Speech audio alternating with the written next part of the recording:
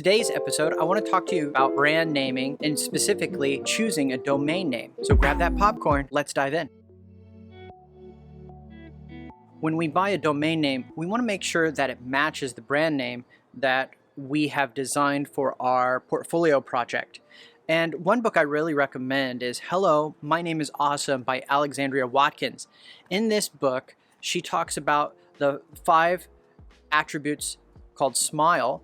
It's an acronym, and it tells us what to do. And then she also talks about like the 7 deadly sins of what not to do. Here we can get a gist of our brand name. Are we doing the right thing or are we doing the wrong thing? You could take that brand attributes exercise and you could formulate like a interim brand statement, and we can actually think of, what is a word, right? Like assurance, empower.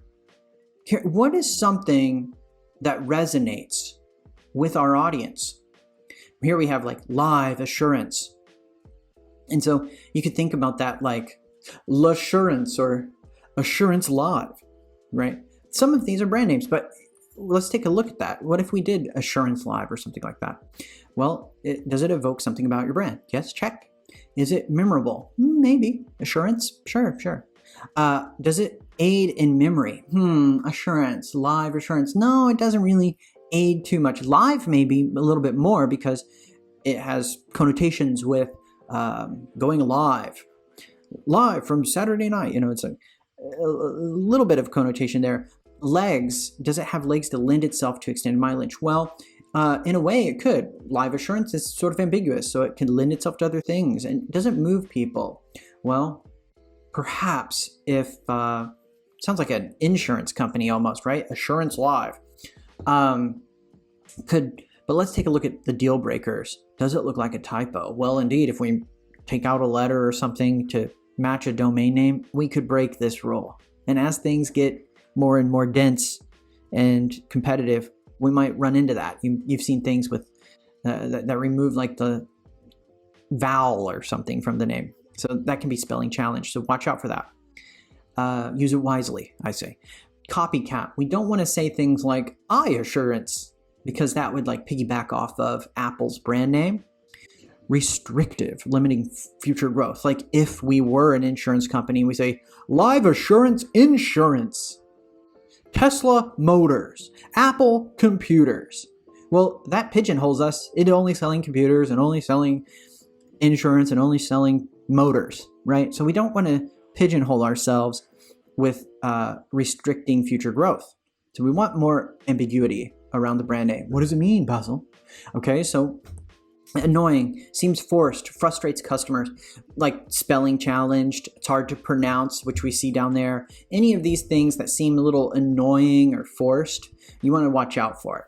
Tame, feels flat, too descriptive, uninspired, like assurance, insurance, quotes.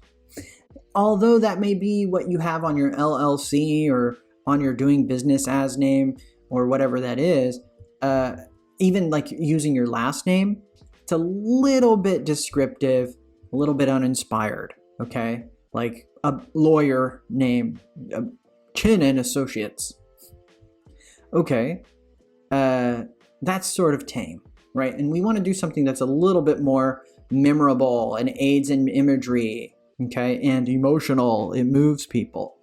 So the curse of knowledge is something like jargon. Like, for example, I run into this all the time with clients, which is heuristic analysis.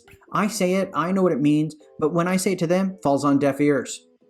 Okay, so that's the curse of knowledge. I know what heuristic means. Intuition. Heuristic analysis is an expert analyzing UI and understanding what is intuitive and what is not. So to them, they're just like, you're going to audit my UX, right?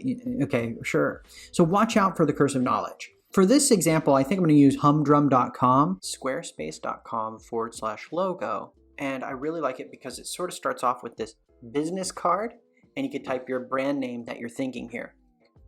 Humdrum. All right, this was my first inclination. I sort of like how the Yankees took what was meant to be a derogatory term and make it their own, okay? And so I'm taking humdrum, which means boring or mundane, and I'm making it my own brand. So watch what happens when we click the arrow. They give you all this opportunity to switch a logo mark, and we've been designing a logo together, as you've seen some of my videos, but that allows you to, kind of position it and see what it's going to look like on a variety of formats.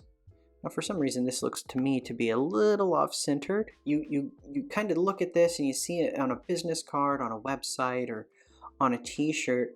You start to really feel the branding come into play. But the problem is, when I went to GoDaddy or Pork Bun or whatever domain place you buy, when I typed that in, the .com was taken. Okay? Or really expensive. And so I had to turn to something else. And this is where we sort of defy Alexandria Watkins' advice, and we break one of the deadly sins by doing a little bit of a misspelling. Because a .com is a commercial TLD, it's helping us. And we don't want to pigeonhole ourselves with something like consulting. Yes, I could have added the S on the end if it made sense. And I like GoDaddy's because it actually gives us some pretty good ideas that are in the .com frame. .co is an okay choice, or if I wanted to do the TLD .app, it's already taken, you see, so it's like, oh man, bummer. What am I going to do, right?